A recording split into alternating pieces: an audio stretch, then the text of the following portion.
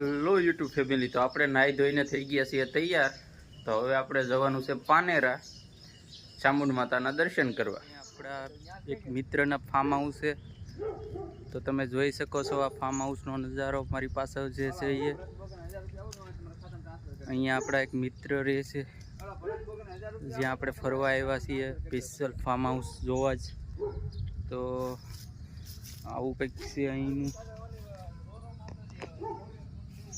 Garden છે. આ આખો બગીચો આ છે અહીંનો બંગલો, આ છે ગજીપો, ને અહીંયા આવી સરસ મજાની મૂર્તિઓ મૂકેલી છે આખા ફાર્મ હાઉસમાં.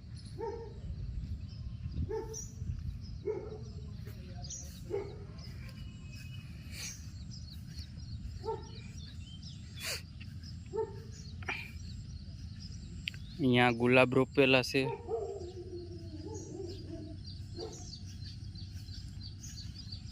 અહીંયા મસ્ત બધા ફૂલડાઓ અને ઝાડવાઓ વાવેલા છે.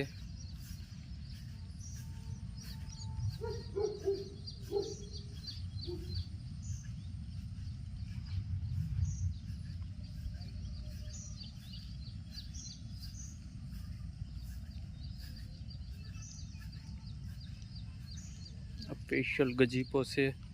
અહીંયા લાકડાના મસ્ત હિંદોળા ને એવું છે, પણ એ અત્યારે વરસાદના કારણે ઢાંકી દીધેલું છે.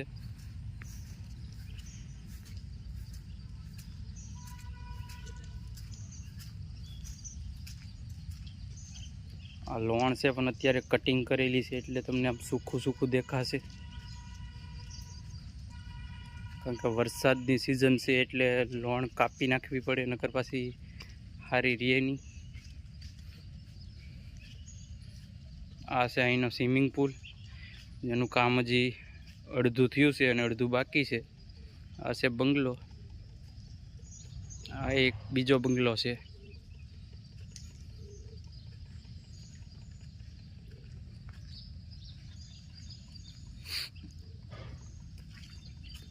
આ જે છે બાળકો માટેનું છે સ્પેશિયલ. અહીંયા બાળકો હિંચકા ખાઈ શકે, ઝૂલા ઝૂલી શકે, પછી જમ્પિંગ કરી શકે. આ મસ્ત ટેબલ મૂકેલું છે, અહીંયા તમે બેસીને કંઈ પણ નાસ્તો ચા પાણી કરી શકો. આ એક સ્પેશિયલ સેલ્ફી પોઈન્ટ બનાવેલો છે, જે ફોટો પાડવા માટે પથ્થરોને કાપીને. સ્પેશિયલ અહીંયા પથ્થરોના બનાવેલા કુંડા છે, જે કોતરીને બનાવવામાં આવ્યા છે. બાજુમાં આ ઝાડ છે, જે એકદમ પીળા કલરના પાંદવાળું છે. આ છે સ્પેશિયલ રસ્તો.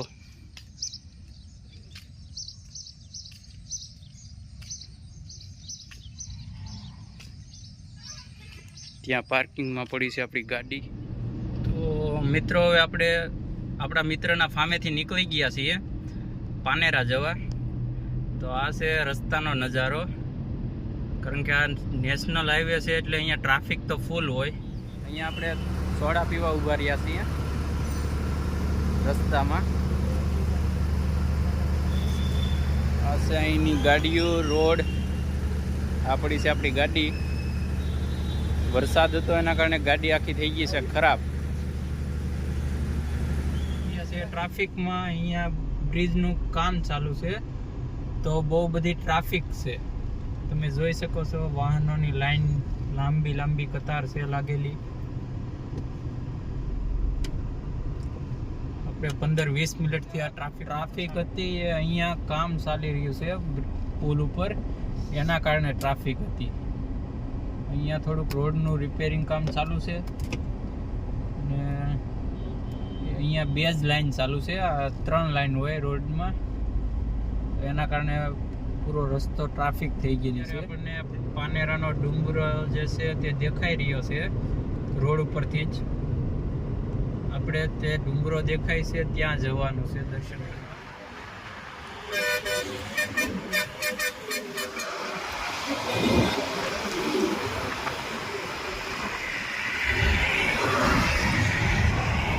ચડાવી રહ્યા છે ગાડી.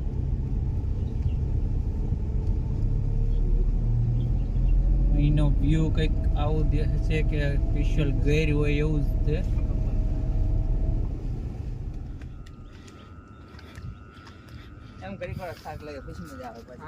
એમ અહીંયા સાફ સફાઈની પૂરી ધ્યાન રાખવામાં આવ્યું છે, કારણ કે પૂરા રસ્તે તમે જોઈ શકો છો નકરા ડસ્ટબિન જ મૂકી દેવામાં આવેલા છે, જેથી કરીને કોઈ કચરો આ જગ્યાએ ન ફેંકે.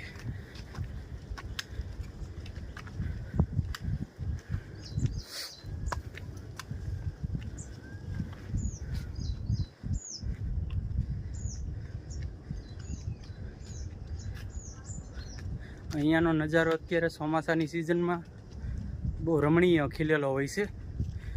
બાકી આ ઘાસ ને બધું લીલું હોય એટલે આપણને મજા આવે. અહીંયા જ્યારે આવવાનું થાય તો ચોમાસાની સિઝનમાં આવો તો વધારે મજા આવે.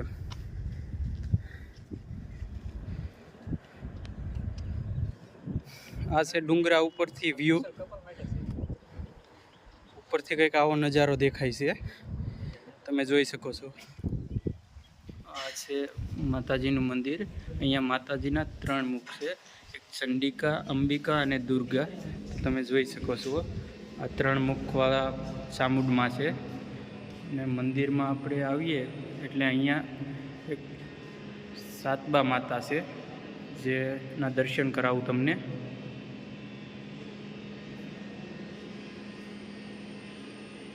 આ છે આખું મંદિર, જે અહીંયા માતાજીની ચામુંડા ચાલીસા લખેલી છે, જે આપણે વાંચી શકીએ.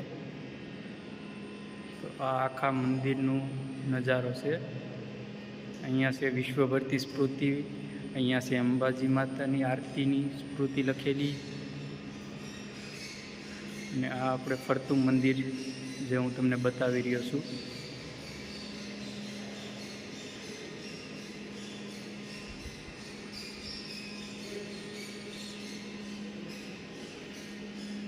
અહીંયાથી ડાયરેક્ટ બહાર નીકળીએ એટલે હનુમાન દાદાનું મંદિર છે. અહીંયા આપણે હનુમાન દાદાનું મંદિર છે.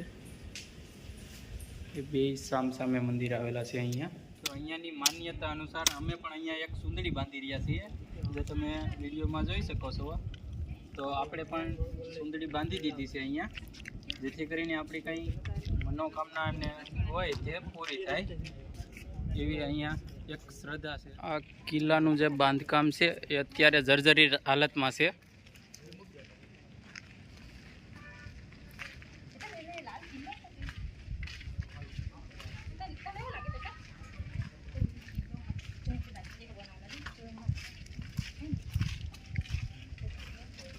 અહીંયાથી આ નીચે જોવાય એ રીતનું ગોઠવણી કરેલી હોય પહેલાંની રાજાઓની, જેથી કોઈ કિલ્લા ઉપર હુમલો કરે તો એને એ બારીમાંથી વળતો જવાબ આપી શકે.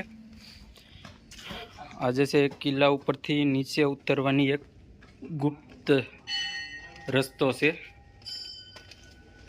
જે અહીંયા દરવાજો હોય. અહીંયાથી આપણે અત્યારે નીચે ઉતરી રહ્યા છીએ. અહીંયા ઉપરથી પાણી પડે છે.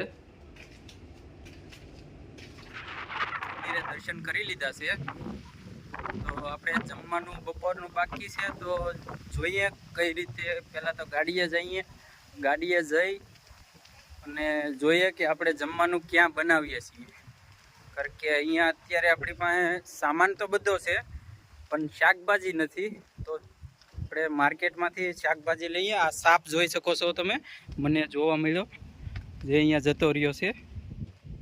આપણે અત્યારે ચામુંડાના દર્શન કરી લીધા છે, અને હવે આપણે જઈ રહ્યા છીએ નીચે, જે આપણી ગાડી પાર્કિંગ કરેલી છે.